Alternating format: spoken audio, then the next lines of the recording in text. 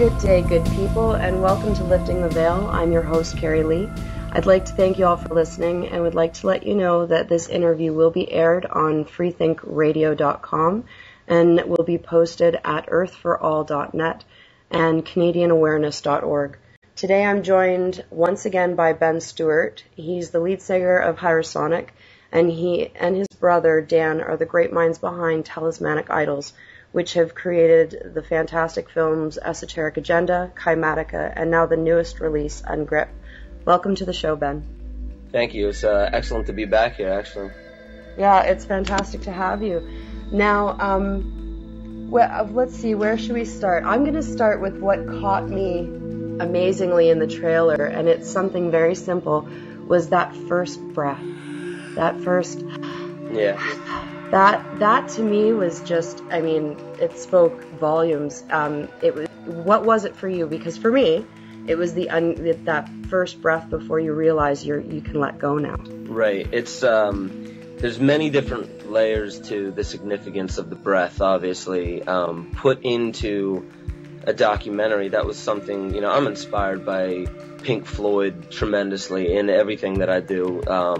If you listen to Dark Side of the Moon, they do a wonderful revolution from the beginning of the album to the end of the album. And I could owe a lot of my inspiration actually to them and that album specifically. But, you have the inhale at the beginning, and then from there you see the eclipse happening, just about to happen. And then you have the heartbeat that comes in, and then the ticking clock, and then they both start speeding up very slowly, and then they start, in a sense, following the dialogue that S. Brian Wilson, those beautiful words that he said, that was S. Brian Wilson at the beginning of the film, yeah, and the end of the film. And the inspiration for that really just came from more or less giving vibe, because I believe when people are sitting down to watch a film, they're not just looking for information, even if they believe that that's all they're looking for. There's always those accents and enhancements that come from just vibe. So instead of having soundtrack start straight from the beginning, I wanted to give more of a vibe. I wanted the words and the colors and the moving landscape to happen after seconds of silence, really, just an inhale and just black, and then slowly fade in with something, and no soundtrack yet, just something natural, organic, like a heartbeat and a ticking clock, these very timeless archetypal things that speak volumes without you actually having to put thought into it. When you hear a heartbeat, when you hear a breath, when you hear a ticking clock, these all evoke something, and you may not even consciously be aware what it's evoking, but it's evoking a vibe. And that's really all I wanted for the beginning and the end, was to have the inhale at the beginning, and you start the vibe, and then the heartbeat picks up, the ticking clock picks up, and then towards the end, the eclipse finishes, and you hear the ticking clock and the heartbeat slow down and eventually stop, and then you hear the exhale when it's completely dark again. And that just shows one giant revolution that wraps around a story of a very inspiring individual who's speaking about an entire process that he went through in his life, from start, not to finish, but from start to a new beginning. And that's why I wanted to show that was one giant revolution in his life. So this film is really, in a sense, the cocoon that his story has gone through, from the caterpillar to the butterfly. And it's been one giant cycle of his life, and now he's moving on to the next cycle of his life, as are we all. And I figured that was something so timeless and something so universal that everybody could understand the breath, the heartbeat, the ticking clock, and this story of finding liberation, finding freedom within, when before it was always looked for without. Oh, definitely. And I have to say that you did totally put that across in the film. You do go through the entire revolution of it with Robert Paget and yourself as the story's unfolding. Now, I have to also, when it begins, you're talking about the idea of the middle path, the two extremes, or the middle path, and that's something that's always resonated very much with me. Do you go completely with the flow Do you go completely against the flow, or do you find a way to exist within the flow without being affected necessarily by it? Right, and that's also, that's something I'm inspired by everything that I really come across if I choose to be inspired by it, and Buddhism is definitely something very inspiring. And you hear a lot about the spiral path and the middle path, or the direct path, as some call it. And, in the Hindu understanding, it's the path that the bodhisattva or bodhicitta flows. And that's something that I like posing a bunch of questions in the film and not answering any of them. And that's something that drives a lot of people crazy, and that's the point. Because to me, having an answer to any of these, any of these riddles that we're posed with, it's something that it brings about an idea of finality, like it's somewhere where we get to and just stop. And I like to, in many ways, keep evoking new thoughts, new understandings, and keep that flow of intelligence, that flow of creativity, that artistic spring moving. Because when that spring or that flow, that current, slows down and begins to just stop because we're not using it, we're not challenging ourselves, we're not thinking, okay, yes, this is great, but what next? What's more? What else could I understand? Keep going down this rabbit hole.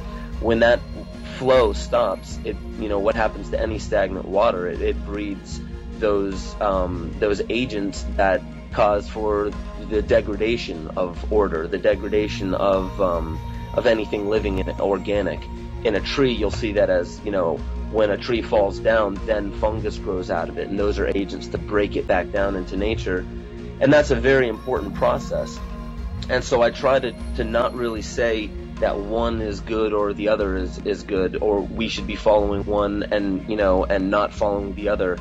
I try to make it very apparent that it really is just the choice. The same choice that a painter makes when he's putting the first stroke down on the canvas, when he's putting the first bit of paint, the first color, the first texture, whatever it is.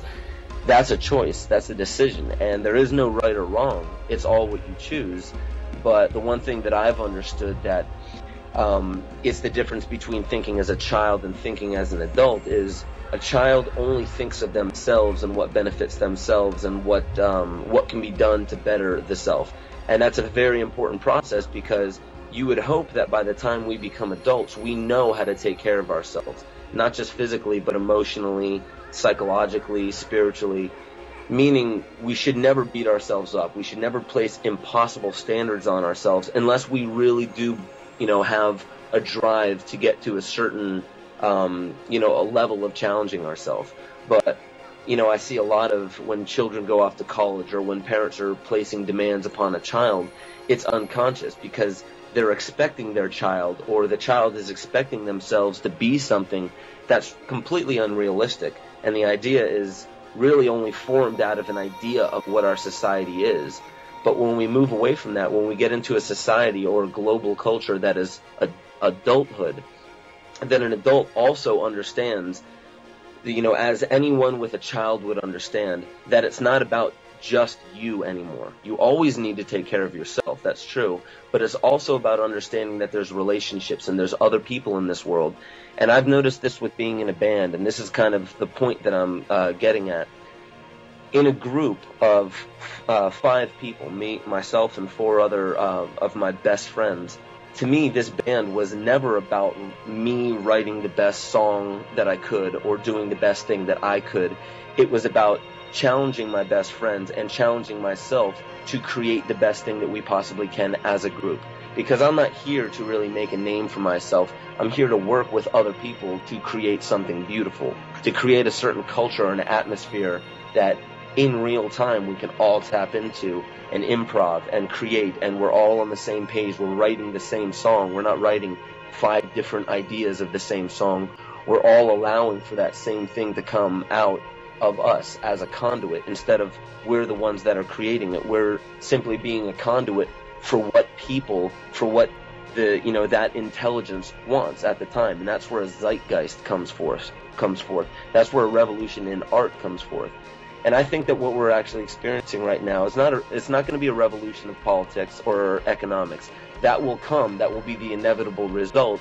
But the source of all change is artistic. And that's something that I want to be very careful in the way that I say that. But the source of all change is artistic. It comes from the same place that art comes from. It's this radical intuition that always understands that there is no right or wrong. You don't have to place a demand or these worries, am I doing the right thing, am I doing the wrong thing? If you are tapping into that radical intuition that art always springs forth from, then you are always doing something that you were supposed to do, because these events, these people, these scenarios that come into our life on a daily basis, they're not just things. They're messages that we welcome into our lives. So if we stop looking at all these things as problems and stop looking at the situation that we're living in as a problem that needs fixed, instead, if we look at it as a riddle that needs to be unraveled, or if we look at it as a piece of art that we are allowed to finish, a story that we are allowed to write, then it becomes exciting. And that's when you're tapping into inspiration instead of fear. And that's what I try to put forth is inspiration, because that could be used as fuel for absolutely any type of change. Definitely. And that's something with what you were saying, going back to the idea of asking questions instead of giving definitive answers. You're inspiring a good soil for there to be a collaboration of critical thinking, rather than just giving everybody something to shut them up and walk away. Right. I don't believe that there's going to be an answer that comes from just one individual saying like, oh, wait, guys, look over here. This is a cool model to live by, and everybody, 7 billion people are going to be, oh, right. Yeah, I get that. I dig that. That's not going to happen. It's about challenging ourselves to also know when we should bend and know when we shouldn't bend. Again, I'll bring it back once more to the band. Whereas I used to write music in a sense where I was the ultimate decision maker, it's actually risky, and it's a little bit, sometimes scary at the beginning, but it's also very exhilarating and exciting to not have control over how the song comes out. To actually be able to say, you know what, let's try it your way. If I disagree with the direction that we should take this, now I welcome looking at it in a new way. And it's really more about the process than it is about ending up with a result. And, I say that many times in many different ways, but to me, it's not about finding a different political system, or it's not about finding a different religion, or finding a different philosophy, or a different science, or something else that'll save us. It's about learning how to always bring other people into the picture and say, what can we create as a culture? Not as an individual, but as a culture. Because we're growing, whenever an idea begins, it begins to sprout like spores spreading. It begins to sprout this culture, and it's almost a fog or a hue that you can see in the air as like a color, and it surrounds you. And, if you go to a concert, anybody who, has a little bit of, that intuitive edge, if you go to a concert, you can almost see a cloud of culture hanging around everybody. And that's the beautiful thing about it, because when you notice that there are many people gathering for a single cause, that is the same thing as what cells do when they gather to become a multi-celled organism. And it then has a higher function. I always say it's the same as, a novel thing, a tree. There have been trees for billions of years on this planet. However, when orange trees were created, when the natural evolution evolved into an orange tree, that wasn't just a random mistake. That was intelligence knowing that later on there would be something beyond the plant kingdom that could use that, because plants don't need oranges. Plants don't need any of those things. All that the plant would do is break it back down into its base compound anyway and use it for the raw materials that it is. But it was something of order and intelligence within that tree that knew that it would use, like a factory, all of those organic elements around it to create this thing that serves a higher purpose. So that, to me, shows an intelligence through all of this. And I think that what we're doing right now as a species is learning how to band together and use our resources, not just the resources in the earth, but the resources such as emotional, psychological, biological energy, all of these things, our creativity, our art. That is something that as a culture we can do anything with. And I think we are in the very shaky and friction-packed process of learning how to use this magnificent energy that we've been bestowed with, which is creativity and the power of choice. Definitely. There's a lot of upheaval coming. Well, it's a birthing process, right? So right now there's a lot of, we'll say, tension and tightness and darkness and a lot of spurring pains and stuff you see in all the different riots that have gone on since January of 2011. The people are waking up to everything, and they don't quite know what to do with it all just yet, and you can see that playing out in the world. Would you agree? Well, absolutely. I mean, I think in many ways we welcome a certain amount of war on this planet. We welcome a certain amount of bigotry and racism and famine and poverty. We welcome a certain amount of this because we're simply not getting the message of it. We're seeing it as an edifice and forgetting that there is a spirit that moves it. And until we understand the spirit of it or the message of it, nothing's going to change with it. It's actually going to grow and keep morphing and changing, and more people are going to be hopping into this artistic creation that war and famine truly is, because it's a message. Like I was saying before, every event that we have in our lives is something that we welcome into our lives. Sometimes it doesn't feel like it. Sometimes we feel like it forces its way into our door. But usually that only happens when we refuse to clean up the subconscious, or the shadow that I call it. When we refuse to acknowledge certain things, eventually it's going to start breaking down our door, because the message is going to get through to us one way or another. And so, all the upheaval and everything that we're seeing on the TV and through Facebook and all of that, really, I think the popularity of YouTube can be explained very, very simply. People want more reverberations in their head. They want more angles and aspects and different ways to perceive the things that they've always felt within them. It's not like war is a new thing to us. It's not like conspiracy is a new thing, and it's not like political corruption and economic corruption. None of these things are new. We want to see them with different angles. We want to see them new. We want a modern way to understand our tyranny. And I don't think that projecting it out into the world is necessarily a bad thing. However, it's very one-sided.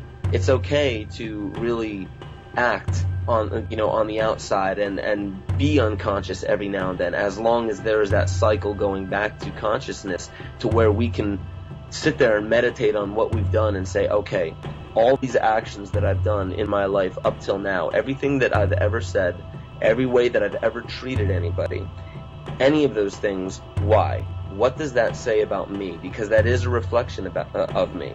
When something comes into my life, it's like it's me in a mirror. It's inverted. So it responds to me as I respond to it, in a way. And that's the one way that I love looking at the scenarios that we do see, all the upheaval and things like that. That these are things that are happening because they're reflecting something about us. They're mirrors to something within us. And until we recognize that, and until we accept the fact that we have to at least embrace the fact that we are part and parcel to these wars, and we actually, our energy goes towards it. And again, to me, it's not something to beat ourselves up over. It's not something to say that we've done wrong all these years. It's not that. Because, as of right now, like I said, if we look at it as an opportunity to change, then all will have been worth it, in a way. Because at the end of, say, The Lord of the Rings, you go through 3 movies of Frodo carrying this ring through all of these obstacles, all of these trials. Very, very similar to the tarot deck, if you look at the major arcana. No, definitely. It's the fool traveling through all these obstacles and all these different experiences to eventually get to the end. But what would the story be if it started at the end? It would be nothing. If there were no problems, if there was nothing for us to challenge our mind with, there would be no evolution of consciousness. And so when we experience these things, the quickest way to get through them is really to fully experience them for what they are. And that's not to say that getting through these experiences quickly is better than moving through them slowly. It's our choice how we want to deal with it. But, this is just my philosophy. I believe that we've been dealing with war and famine and poverty long enough to have understood the message. So it really is just about personal accountability right now. War isn't going to go away until we recognize the source of war. And the source of war is not political. It's not economic. It has nothing to do with the Rothschilds or the Rockefellers. It has nothing to do with specific administrations or any of that. It has to do with our acquiescence to the energy of war. Yeah, definitely. Now, to go back to the movie a little bit, because if not, I'm going to delve into all that 100% with you, and we'll never get back to the movie. Right. I have to... You wrote a poem, I'm going to assume, that you ended up sectioning off in the movie. Am I correct in that? Yes. In the same way that they are chapter titles, I decided, on the back of the artwork for the DVD, it's just a poem. My brother did all the artwork for the cover and everything, and I decided instead of having chapter titles, I could do something a bit more artistic, so have a poem there. So I decided, as the chapters move along, instead of having this one be about law, and this one be about the courts, and this one be about Rob's story with this, and, instead of being specific with it, I figured I would just have something that you can continually get more of a story. The more you watch the film, the more you're getting this poem. And the poem is really an overarching analogy or allegory to the film. Would you be so kind as to read it? Actually, let me see if I could pull it up. I don't have it right in front of me. It's when I realized, it took me a couple segments to realize, oh, wait a minute, I see what he's doing here. And I was just like, oh, that's brilliant. So I was frantically writing as each one went. And then when I read the whole thing together, it was perfect. It honestly was. It flowed with the movie, with the film wonderfully. And the way that each revelation that you come to with every segment of the poetry, it flowed beautifully. So with that, please do. I'll tell you the truth. I'm looking for it on my computer and not finding it. I can read it. That would be amazing. Okay, so we have: the troubles that beset man are not pains to be avoided, not sufferings put to rest, nor problems to be solved. Rather the riddles we unravel, parables of our reflections, reflections of our paralysis, unfinished stories to conclude, instruments with which to create. All once believed. Oh, did I get that right? All once believed. All that is left. All that is left is to UNGRIP. Is left only to UNGRIP. I apologize. I have it actually in my notes with each section. And so I have 3 pages in front of me of madness. But honestly, as you go through, we'll start with the first, the troubles that beset man.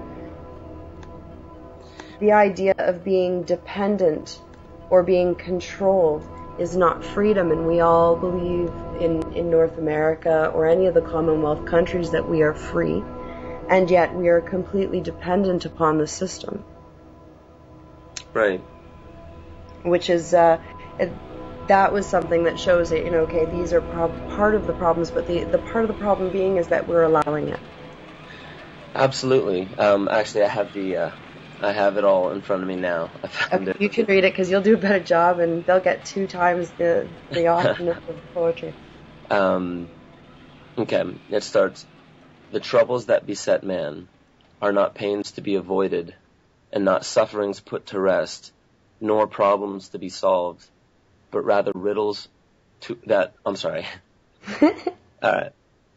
Let me start over. The troubles that beset man are not pains to be avoided, not sufferings put to rest, nor problems to be solved, but rather simple riddles we unravel, parables of our reflection, reflections of our paralysis, unfinished stories to conclude, philosophies one must discover, instruments with which to create, and an art to appreciate, all once believed, and all that is left only to ungrip. Beautiful. Thank you. I really did. I appreciate you reading that as well. How did you, we'll get back to that, I think. How did you come about meeting Robert of the Paget family? That was at my the first talk I actually ever gave was up in Toronto after putting out Esoteric Agenda. And it was myself, Rob and the Paget family, and Taz Janine, who did more studying with, Wilhelm Reich's work and Rudolf Steiner with anthroposophy. And so we did this talk up there, and she started it off with that, and then I went into banking and in the past few hundred years of our presidents and how policy changed and evolved into what it is to today. And then Rob then picked up from there and began teaching what he has learned. And then after that, immediately we clicked. So I began flying up to his place. And, we spent a lot of time with one another and eventually just decided, let's get this story out. And the idea with which we started, with the filming and all of that, the ideas that I had for the film were completely different than the way that it came out, and that's perfect.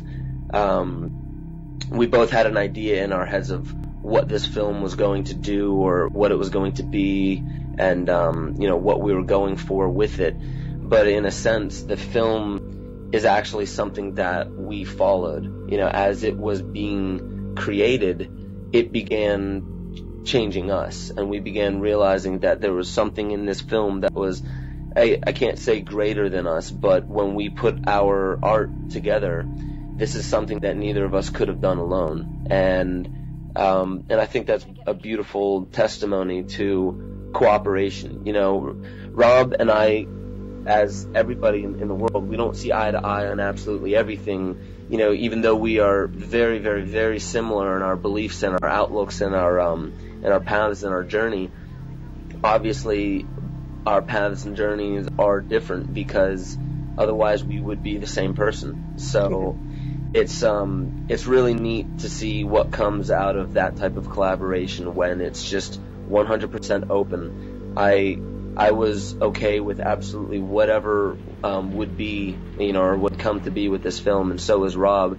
And so we just allowed for our intuition to really build it and create it. And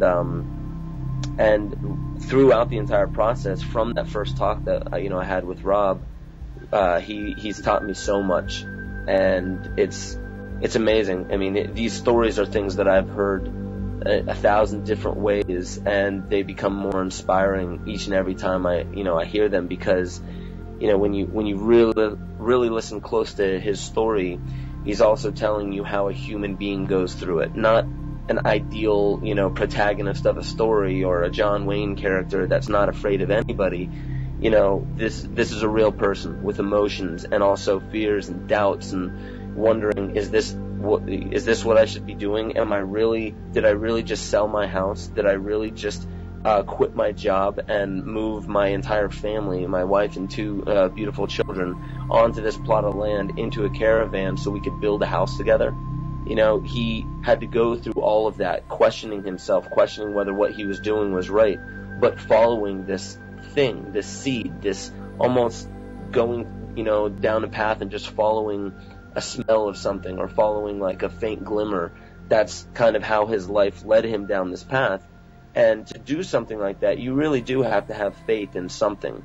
And I think Rob places his into a context where, he believes in God. And I think that is such a beautiful thing in his life. That is probably the most beautiful artistic expression or outlet that he could use. I have a different, way of approaching it. But the thing is it's very beautiful to see what comes out of that kind of amalgamation of creativity between he and I. Yeah, I have to say that just the overall emotion from the film, that you can see that you both, I don't want to say played off of each other well, but that your energies, there was a beautiful exchange there, and you were able to create. There's a resonance in the film that shows the camaraderie that you two were able to, not because there was no interaction, just the flow of the film itself. Right. And, I mean, I'm glad that you pick up on that. One thing that I wanted to do differently about this, because, again, with my art, I try to really touch upon very core, I don't even want to say ethics, but core aspects of what I've experienced, because that's the most I can do. I'm not an expert on anything, nor is Rob, other than our lives. You know, and he makes that very clear. He's not an expert in law or a linguist. He's not an expert in any of these things. You know, the only thing that he has expertise in is his experience in his life. And I think that I resonated very highly with him on that. And, with this film, I wanted to show that it's indie. I really did want to show that it was done independently, so there are little tiny aspects of it that I could have polished up, and I didn't want to. I wanted it to be well known, and that's the soundtrack even plays off that, because we didn't really polish the soundtrack. We gave it the organic sound of the drums and the organic sound of the room, because the band did that soundtrack all at once, improv, just going through the parts in the film and just saying, what does this need? And we would just go through it and we would improv it, and it came out the way that it did. And there are slight imperfections on it, and that was, I leave those in there to show that this is independent. And one thing that I don't see in most other documentaries is the ability to see that, there's many documentaries from a filmmaker about another person, and obviously they know each other. But what I wanted to show through this film is we do know each other, and we also have like a very strong bond with one another. I say in the beginning that this is merely a story of an individual I love and respect. And I wanted to show that, this isn't just, hey, this is some guy that I found and I wanted to do a documentary on him because I figured it was a cool story. No, there is a bond there between the person that you hear, because you don't really see me much in the film, the person you hear throughout the entire film, and this other voice, this other person, the individual, I should say, this other individual in the film.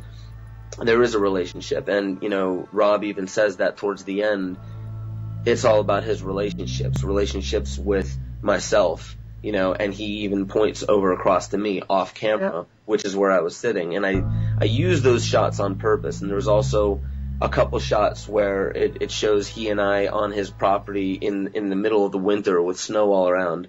Yeah, I use several of those shots, and also some shots of me down in Peru, in one of the most incredible experiences I ever had.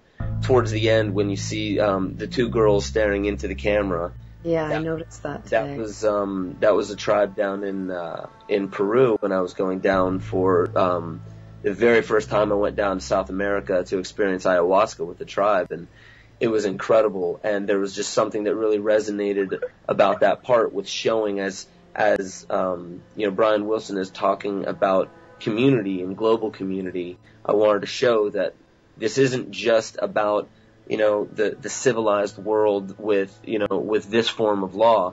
This is also about any human being, because these individuals that I met down there are living in the middle of the Amazon. They're still living tribally, and they are just as important, just as beautiful, just as artistic, and just as important in the grand scheme of all of this.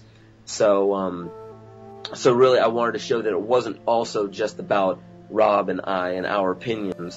It's showing that there are other people in the world, and there's extremes of how these individuals are living. However, there's one common truth to all of that. And I never say that truth because it can't really be said. It has to be put through a vibe, some type of, experience. And that experience, hopefully for the audience, was from the inhale to the exhale, the entire film. Oh, it came through. It came through for me, but I can't speak for everyone else, right. So I won't try. I have to say, I have to ask because you tweaked my interests. How was your first ayahuasca experience? Well, the way that I look at it is I did ayahuasca 4 nights when I was down, the first trip down to into the Amazon in Peru. I did it, I was there for, I think it was just shy of 2 weeks. And it was, the first ceremony was a few days later, and then in between ceremonies there would be a day off. And that was to kind of just allow the experience to process a little bit before you hopped right back into it. And so I say all of those 4 times is my first experience, because it didn't feel like I had 4 experiences down there. The entire trip down south of the equator was, very, very much so just one journey. And so was God, I don't even know how I would explain it. It's terrifying. It was absolutely beautiful and terrifying at the same time, as if trying to take all experience that any human being could ever experience and put it into the same space and time. It's a lot. That's the most I could say about ayahuasca. Is I got the message, whether I can verbalize it or not. I got the message, and I know the intelligence now. I didn't quite understand how it could be a feminine intelligence and a feminine essence of the Amazon, but it absolutely is. It's unmistakable. And down there, it's not, a religious belief. It's a common in the culture understanding and knowing that there is this essence, and people make paintings. Children make paintings of this beautiful green woman of the Amazon. And it definitely has, I can say from experience, there is a strong motherly feminine energy to it, and that is something unlike anything I've tried, because I've experienced shamanism in many, many different ways, even without ingesting anything. I've experienced many different types of shamanism, but it had a specific flavor to it that, and I don't mean that literally.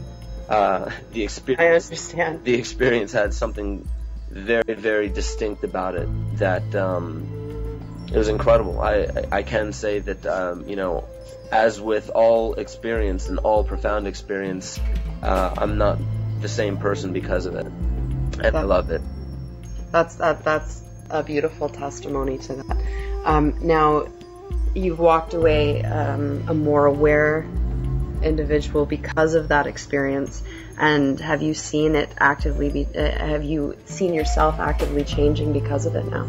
All the time. I mean, the one thing I can say is, I would say a second or two before I made the decision, I got the email asking if I would come down into the Amazon, and they explained to me, that it's going to be an ayahuasca ceremony and all of that. The second I read that, I already started feeling the ayahuasca, and a few seconds later was when it was a no-brainer. I was just like, yes. I didn't put any logic into it. It was just an impulse. So I said yes, and I immediately started feeling the ayahuasca, and I can honestly say that I didn't recognize it as ayahuasca until I went down to South America, obviously, and actually had the ayahuasca inside me, and then I understood, oh, that's what this feeling is. It's very distinct, very understandable that the feeling is this feminine influence, and it hasn't left me. I can say that there are times, back here in the States where I will, something just out of the blue will just come through, and immediately, if I allow myself to go there, I will basically be right back there, and ayahuasca will be speaking with me again, in a sense, in a very, figurative way of saying it. So, yeah, I mean, it continually changes me, is what I'm trying to say. Like, that's brilliant. No, that is. So it's not, like, because a lot, there's a lot of, I don't really care about the controversy behind the ayahuasca or the DMT or anything like that, but I like to hear the stories of, because I've not yet experienced it. My husband and I have done a great deal of talking about it, and we're very interested in it. It's just the idea of when it will present itself, and it will when it does, and that's the way that it goes. But I'm interested in the idea of what you're saying about feeling it within you, because it's funny that you say this. I've spoken to Rob from Shimbra. Have you heard of Shimbra? I have not. Yeah, he's the Wall Street guy who decided to go and start an ayahuasca retreat in Peru, and kind of left everything behind for that. And he actually, if you get a chance to watch, he did a film called Stepping Into the Fire, which was really interesting. But when I started really getting into understanding and hearing other people's stories, I just got this feeling within myself, and it's almost like, I want to say it's like a hyperactive kind of vibration, and it only happens when I talk about this particular thing. So I'm interested to see if that's something that would be what you're speaking of. Yeah, I mean, it's hard to say, really. You know, obviously I can only speak on the account of, like, my experiences. Definitely. But you know, I think that it's the same. You know, I did experience DMT out in Australia earlier this year, and you know, as I'm sure you're aware of Max Egan. Yes, definitely. We've talked a few times. As he explains it, there's none of this, I think I feel it coming on thing. DMT, you're basically shot out of a cannon. Right. And it has similarities to it, but it's also a completely different animal. You know, it's the difference between two completely different movies, and the only similarity between the two is that they were filmed on cameras. Right. You know, there's that small little essence of it being the same, and everything else is different.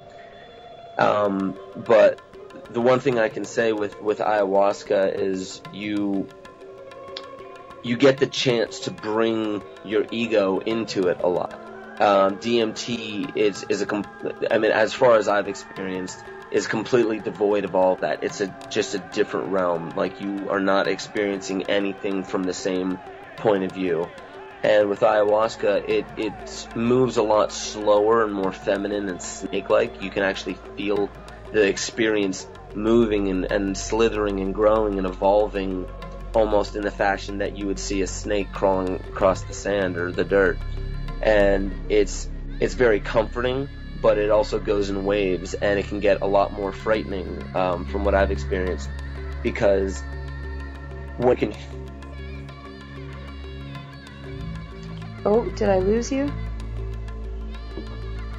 I've had that experience of panic on, you know, several different occasions, and you feel it coming on, and then you feel it kind of going away, and you get your hopes up, maybe it's going away, and then it starts coming back, and it gets a little bit more profound, and then it starts going away, and it seems like it goes away even more than it was the first time, and then it comes back even worse. So the wave gets bigger, and there's more extremes, and it also becomes more frequent, so the waves come on quicker, and by the time you peak, in essence, by the time you're at that pinnacle of your experience, there are a lot of times where you literally, or I should say, I did not know whether my body was going to be able to handle it or not, and it's very, very trying.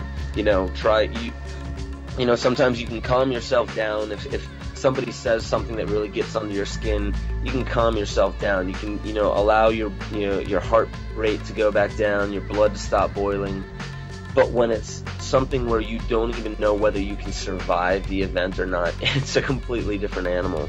Definitely, I can only imagine. Thank you for sharing that with all of us, because I know that there's a lot of listeners out there that are very curious as to the ayahuasca experience, and I'm really glad that you showed the difference between the DMT and the ayahuasca. That's something that I'm sure a lot of people aren't aware of. I'm sure there's a lot of people that are, but I'm glad that you put it out there. Back to the film, when you said, and it kind of goes back to the question of not giving answers, the future's not about ending up with a beautiful result. It's about learning from the process and allowing that process to always be welcome change. as our species is right now, isn't really good with change. Well, absolutely. We want definitives.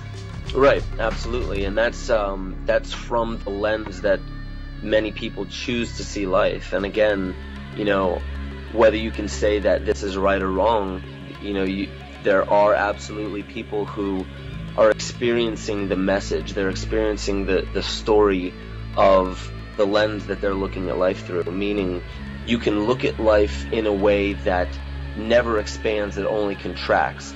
And when you begin looking at life in that way, and I don't know if that's the best way to put it to get a mental picture of it, but look at it this way. Let's say that in a financial situation, you have just enough money to cover your bills, and you worry. The worry is what's going to determine, or I should say the intention and the lens that you look at your situation is going to determine which direction it will flow. When you only have just enough money to get by and you're worrying, the thing that you look at money as is you associate it with survival, meaning you need this certain amount of this to survive, and if you don't have it, you won't survive. Obviously, energetically, that's going to send the body into a panic. That's going to send the emotions into a panic, because you're looking at money as a way that only contracts. You're looking at survival as, I need to protect myself from not losing any more money. I need to protect myself from losing any more money. If I don't, I may not survive. That's a very contracting way of looking at the situation. But if you look at it in an expansive way, and this is the way that I try and inspire others to look at any situation, such as the political situations, the economic situation, everything that we're experiencing right now. If you look at it in a way that every experience is an opportunity to open 2 more doors, then you can look at the same thing with $1. Every dollar that you have should open 2 doors. And that's just a random way of looking at it, and a random way of saying it. But look at the energy behind looking at money in that sense. Instead of associating it with fear and associating it with, this is how I survive, associate it with opportunity, because you're not going to eat the money. You're not going to, I think in Zeitgeist, Peter Joseph mentioned that, you can't eat money, you can't put it into your car. It's really just a conduit. It's a symbol that we allow for our energy to go into. And it's very important to look at money and everything for that respect in a way that we honestly choose to. If we want our money to open up opportunities, then that's what it will do. And if we want these situations in our world, such as war, famine, poverty, all of these ills that have been present for thousands upon thousands, if not millions of years, through several different kingdoms, if we want to look at it in a new way, and if we want change, if we really do want change, the only way to get change is through expansion, because contraction breaks things back down, and that's something that has already happened. Everybody is at their wit's end. Everybody wants change, which means that they've already gone through that period of contraction. They want expansion now. And as soon as we get expansion, as soon as we begin looking at all of these things that are happening on the planet, not as something that we need to save the resources that we have left or we're going to die, instead of looking at it that way, you can look at it, we have all these resources, not just physical, but emotional, psychological, artistic. We have all of these resources. What opportunities can we open for the future? And that is really just the essence behind everything that I do, is challenging your perception. That's why I call the project the Hanged Man Project, because it's not just to look at how do we fix a problem. It's how do I look at this from a different perspective. Once you look at it from a different perspective, then you can judge what it actually is. It's like taking 2 different looks at a person from different angles. That's the reason why mugshots have those 3 different angles, so you can identify it more. And the more you look at life through different lenses and allow yourself to keep changing, allowing for that process to always welcome change, is keeping the mind, the mind and the heart, giving it the ability to look at every situation in any way that you choose. And you have to be honest with yourself if you're going to do that, because people sometimes only want to see life in the way that benefits them as an individual. And The body, the subconscious, is a bit smarter than that. It knows when you're lying. And our higher intelligence knows when we're lying. So that's the kind of the core essence behind all of this is you can't really lie to yourself and manipulate your way out of a situation, because all that's happening to that energy is you're creating your own environment, and your environment is going to be that of a manipulative energy. So you can't lie to yourself. And that's not to say that we have to live life one way or another, but just understand that there's a reason why you can't lie to yourself. You always know what's right for you. Nobody can tell you how you should achieve freedom, or how you should achieve enlightenment, or how you should live your life. Only you do. But the catch to that is you can't lie to yourself. You can try anything as long as you're being honest with yourself. Then it will welcome change. Then it will welcome you looking at life in a different way. But if you want to go through life and you don't want anything to change you, you want the world to change for you to fulfill those needs and desires that you already have, then it's defeating the purpose of going on the journey of life in the first place. You should want to change. You should want to go through life and become more, learn more, experience more, because that's natural. That's the evolution of anything, is change, flowing water, flowing, in a sense that it never stays the same, but it is always the same essence. That is kind of the way that I look at the mind, and I think that's really the overarching message of all the films that I've done. Oh, I have to agree with you. In the last couple of years, we've put a lot of what you're saying into action in our own lives here with my husband and myself, because that's what we like to see. We don't want to remain stagnant because there's nothing in it for us or for anybody that surrounds us. We have small children. We are constantly understanding that we need to grow, and we have wonderful examples for seeing what happens when people don't grow or shut themselves off. You can see examples of this everywhere you look. So you don't necessarily, you have to kind of allow yourself to learn from these examples, or to, suffer unduly through repeating the same cycle over and over again. And once you realize that you can let go of that cycle and start wanting more in a way that is growth, and the idea that as much as it is individual, that it's the connection between all the others around you that really creates the most inspiring changes that are profound. Absolutely, yeah. That's, again, going back to the situation with the band. It's much more rewarding, and there seems to actually be a purpose, the feeling of purpose when I'm constantly challenging myself. It's not about calming the band down. It's not about teaching the band something. It's not about giving advice or anything along those lines. It's about me understanding their situation a bit more. It's about me understanding the culture that we're all, in a sense, swimming in when we're writing a new song or when we're facing a problem. It's, to me, I could care less about the actual solution. It's about the process of getting there. And I think that, the evolution of the films that my brother and I have created are, I said this on an interview not too long ago, where the first film, Esoteric Agenda, was really a purging of everything that I had ever wanted to say.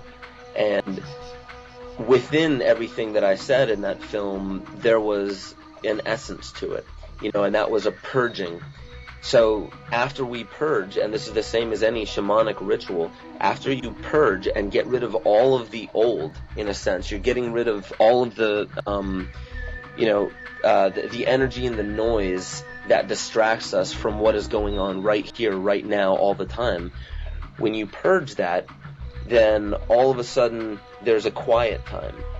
And because it's the first time many of us, for years, when you really do purge all that noise, it seems extra quiet, which is beautiful, because then you're afforded the opportunity to go within and seek out what you really are and find purpose within yourself, almost as in you're inverting, going down a rabbit hole into yourself, into your own mind, your own heart, your own consciousness, and finding purpose. Almost you got rid of all the noise, and then in Kaimatica, the evolution after the purge goes deep within the psyche, and finding what it is within us that we're avoiding, or the message that we're avoiding, or what we haven't been listening to because of all that noise previously.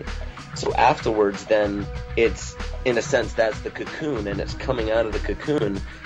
This third film, it's a change, it's a difference. Like, okay, I got rid of all the noise, I purged that, I went within, I found my purpose, I found what I actually am doing here. I understand me a bit more, so I know where to go from here. So stepping out of that, that's why, the film with Rob is very telling, because it's not about doing exactly what Rob is doing, it's about finding what it is that he actually did, because I love the testament to the fact that you can change at any point in your life. He had 2 kids, a wife, a cushy job, a house, a mortgage, everything, every reason to just stay there, because this is how everyone lives. This is how our society lives. You are supposed to have 2 kids and a dog and a wife and a house and a picket fence and a cushy job and a mortgage and a boat, and all those things. And he did not feel free. He did not find freedom within that. So what he did is the same thing that anybody does when they realize that they are not in a situation that serves them anymore. They change. And that is the essence of it. We have the choice to change at any given moment. Everything we do, we have the ability to change. We have the ability to grow and be more. The only reason why we begin dealing with a life of friction and all these problems and struggles is because we choose to look at every situation that comes into our life as a problem or a struggle. If you look at it from a different angle, like I was saying, as a way to grow within, as a way to grow as a person, become more of an adult, recognize that there are more people on this planet than just you, and that you can give back. You can actually do something, you can make a change, not just through your meditations and all of those, because that's where it starts. It starts with consciousness, knowing you. But every single action has energy attached to it. Everything you do, the way you treat people, even if you're being sly about it, even if it's under the radar, it's about you. It's about you changing. It's about you wanting to do something better. Not because people are looking, not because it'll give you better status or standing in the family or in your community or in your job, but because you are following what you truly are. If you have an ethic, if you have a philosophy that you want to live by, it doesn't matter what it is. It could be a Jim Morrison philosophy, or it could be, a very fundamental philosophy. It doesn't matter what it is. Whatever you want to live by it. Challenge yourself to actually live by a philosophy, not because you're trying to get other people to see that you've changed, but because you want to see if you can actually change. And it's very, very simple when you actually start looking at it that way. When you begin challenging yourself to be better, you will become better, because that is when your intention meets all of that energy that we have inside us, all of that fire that we have been bestowed. Everything that we have, when it's mixed with the right intention, and the right intention could be anything, it could be whatever you choose, whatever is right for you.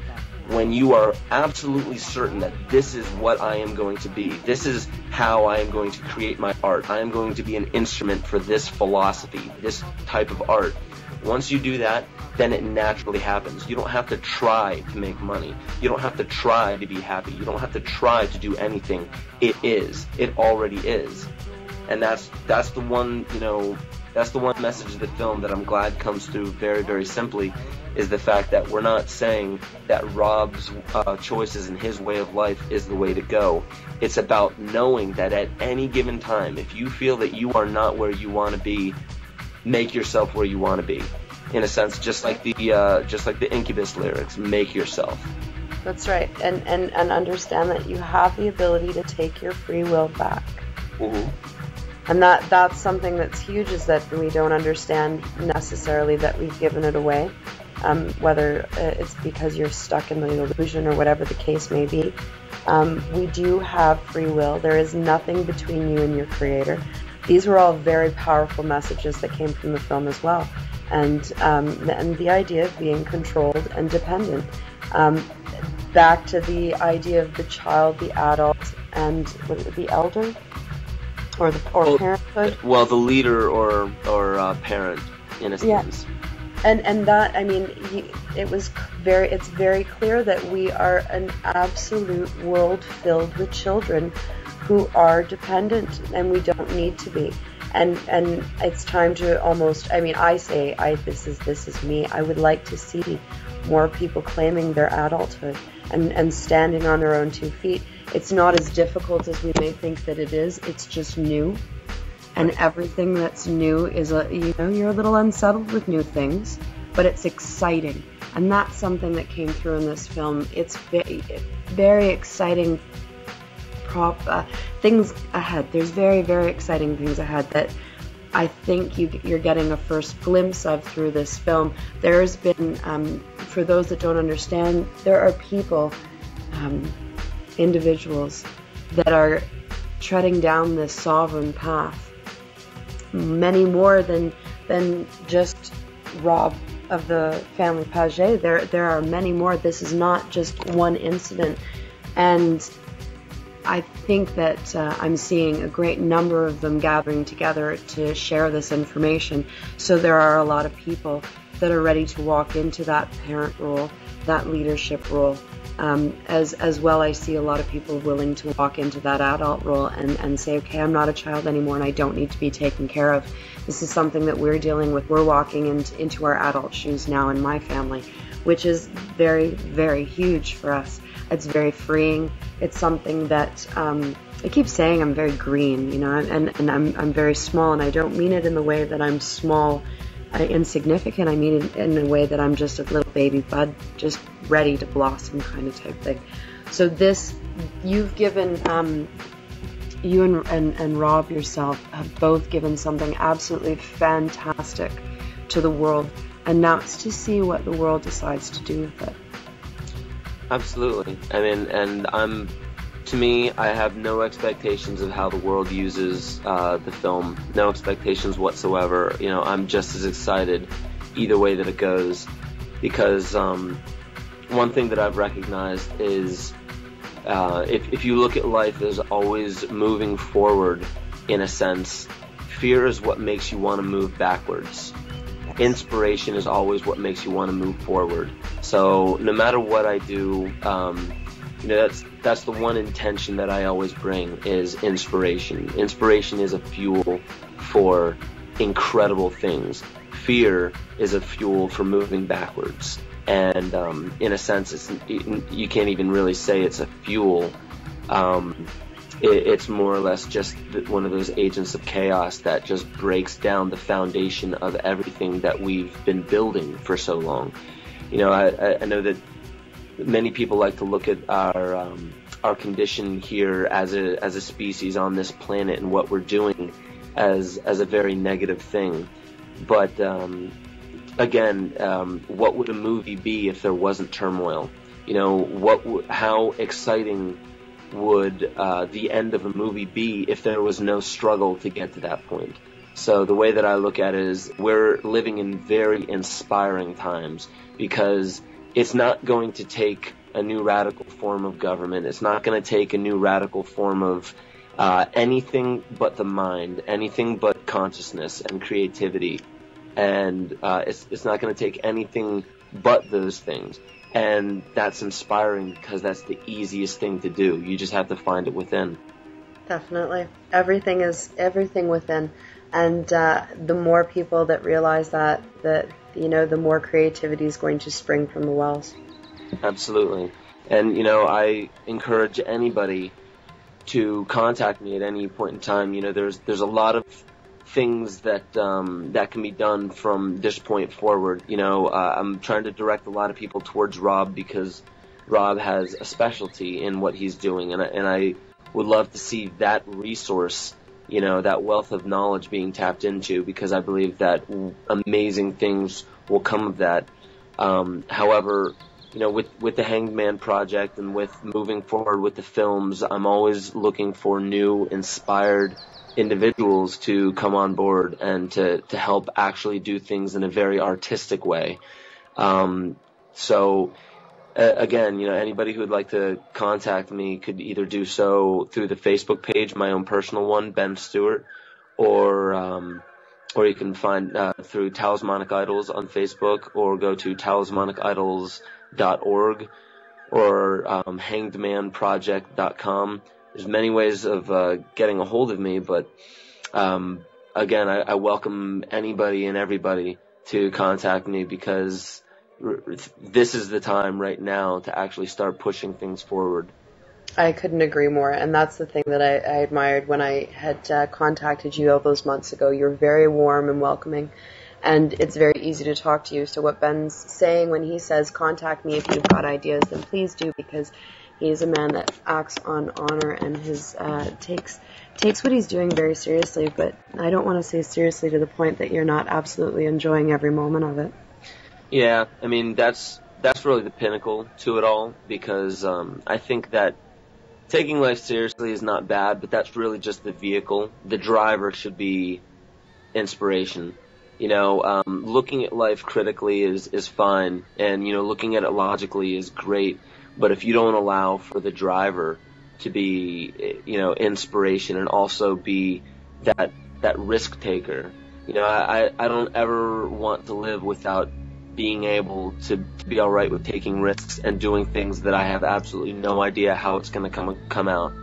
And I think that's the most exciting part of life. In a sense, again, a movie can't just be the logical, intellectual steps somebody takes to overcome a problem. It has to be cool. It has to be rad. It has to be something that is inspiring, modern and ancient. Those ancient truths in a modern way.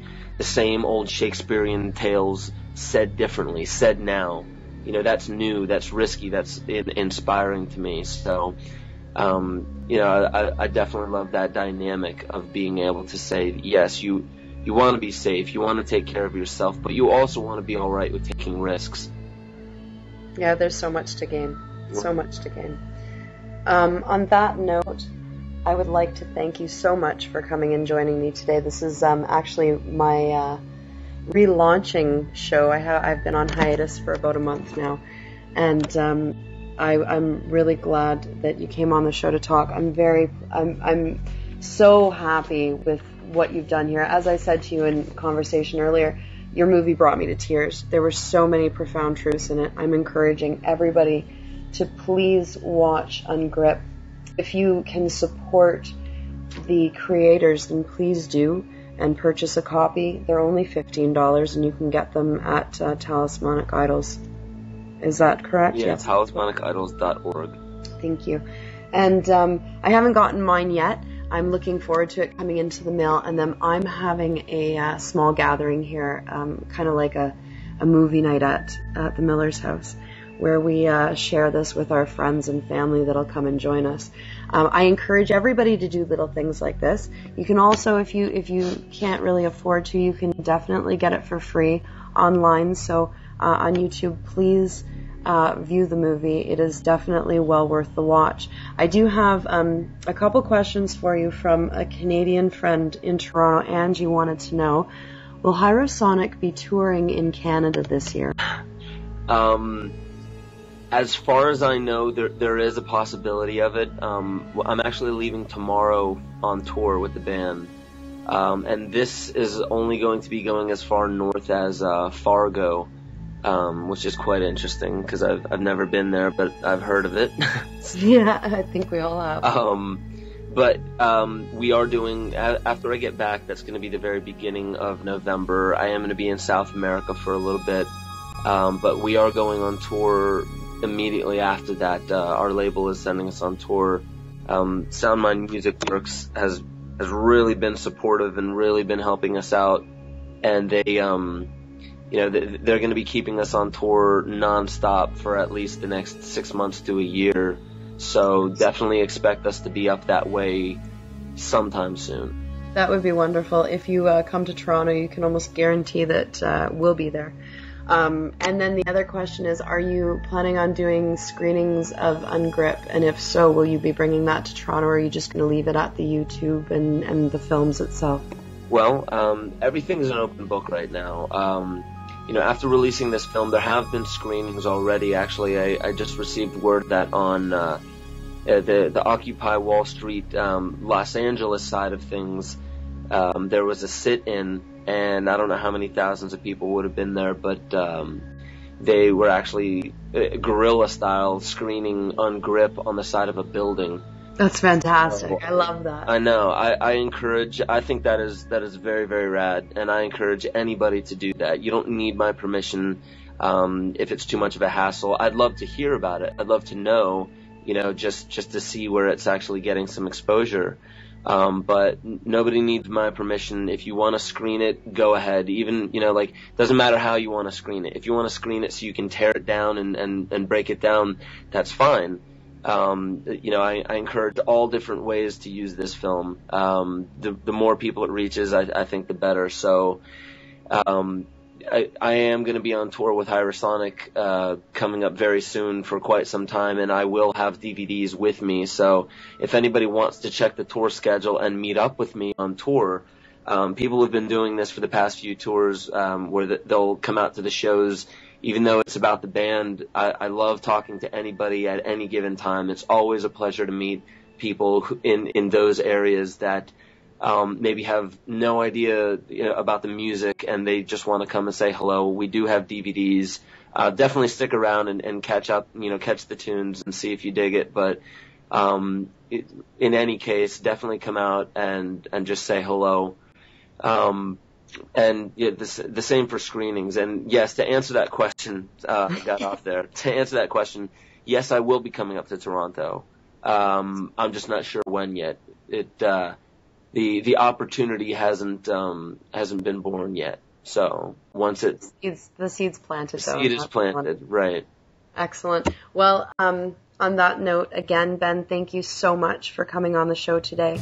To everybody else listening, join me again soon. I'll send you out a message and let you know when the next interview is.